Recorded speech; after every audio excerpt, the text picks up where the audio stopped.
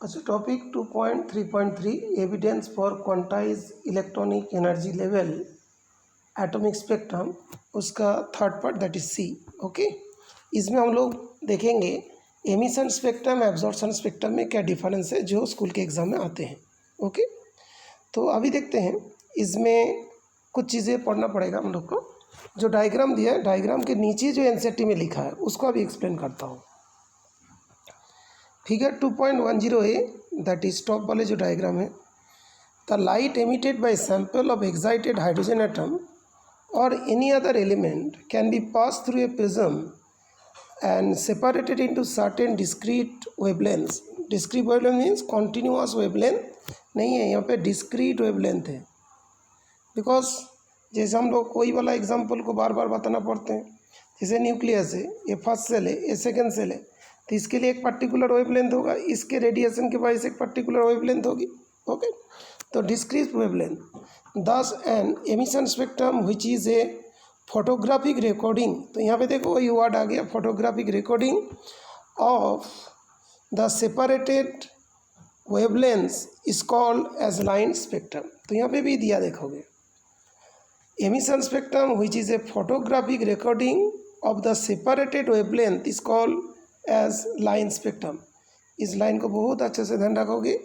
Second way में यहाँ पे जो डेफिनेशन दिया है, any sample of reasonable size contains an enormous number of atoms। Okay, तो इसमें बोलते हैं कि any sample of reasonable size contains an enormous number of atoms। Okay, although a single atom can be in only one excited state at a time, okay, the collection of atoms contain all possible excited state।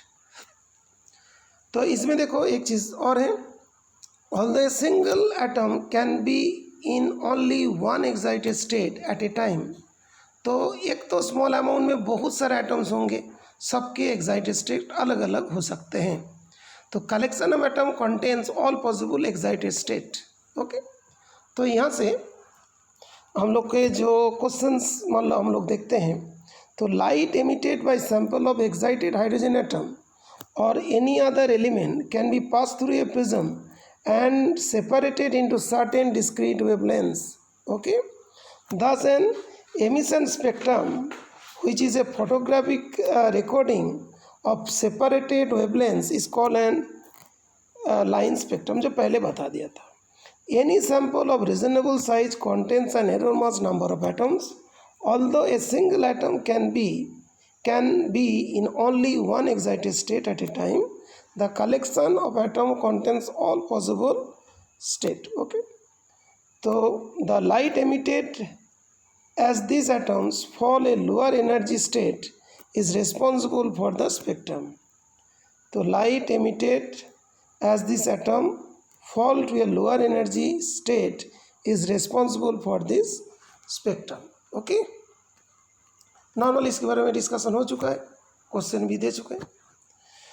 When white light is pass through unexcited atomic hydrogen, देखो unexcited atomic hydrogen and then through a slit and prism, the transmitted light is lacking in intensity at the same wavelength as are emitted in the ए।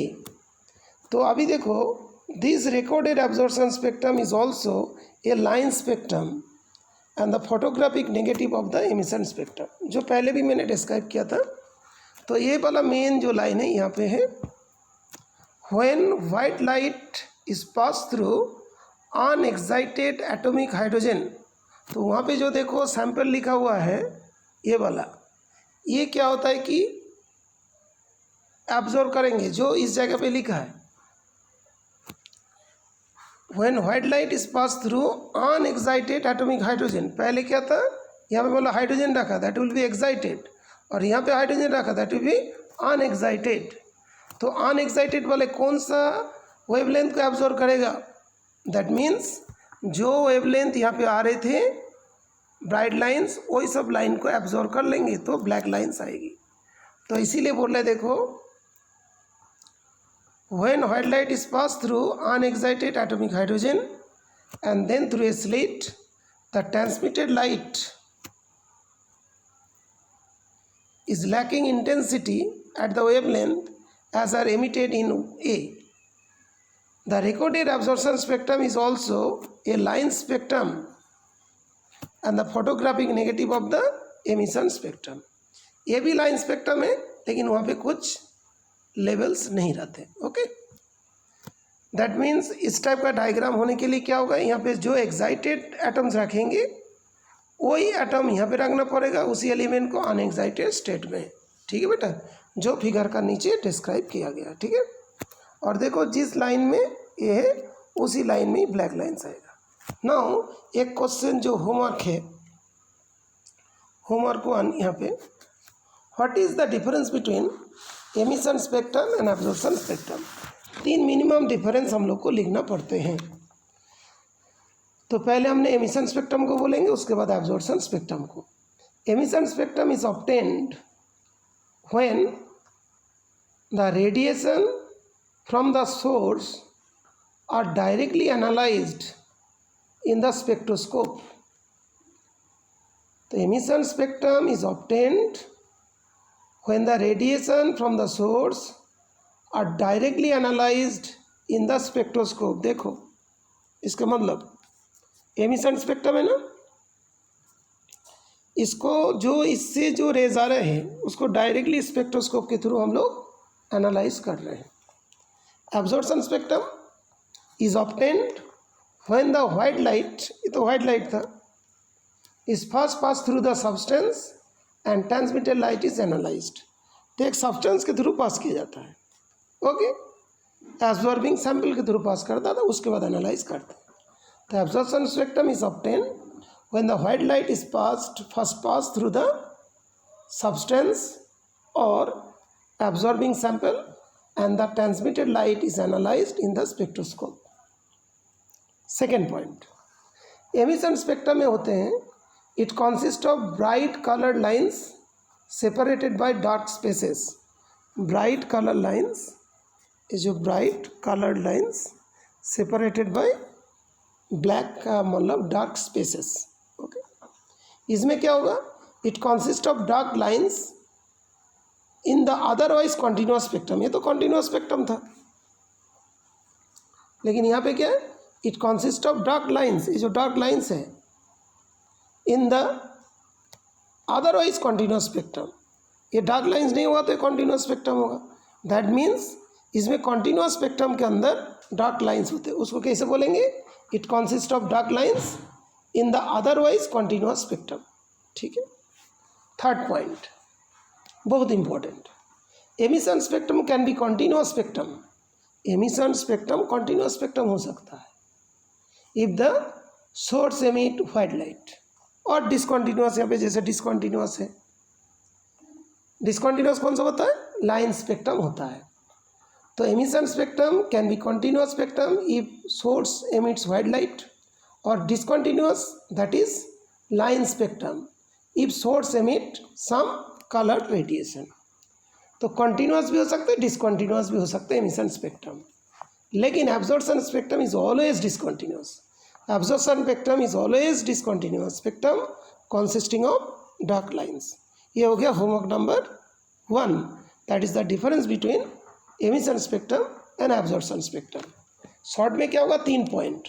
पहला point बोलना है directly analysed होते हैं emission spectrum.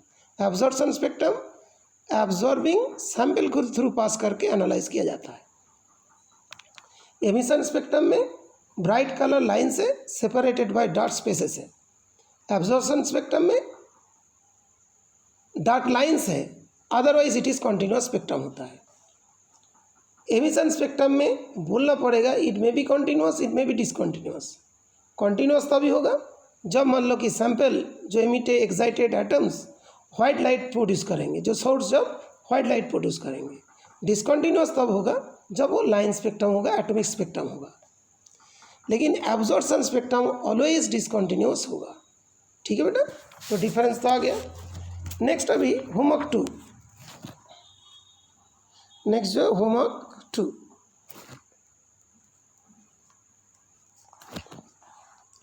मतलब spectra, what are the two types of spectra, what are the two main classification of spectra, तब क्या बोलेंगे, emission spectra and absorption spectra. Okay, emission spectra and absorption spectra, ठीक है। अच्छा, homework 3, what are the two types of emission spectra, तो क्या बोलोगे, continuous spectra and discontinuous spectra. Discontinuous spectra के क्या नाम होगा, लाइन स्पेक्ट्रा। तो कॉन्टिन्यूअस स्पेक्ट्रा और डिसकॉन्टिन्यूअस, एंड डिसकॉन्टिन्यूअस स्पेक्ट्रा दूसरा नाम क्या होता है, लाइन स्पेक्ट्रा। Okay, understood. तो ये हो गया तुम्हारा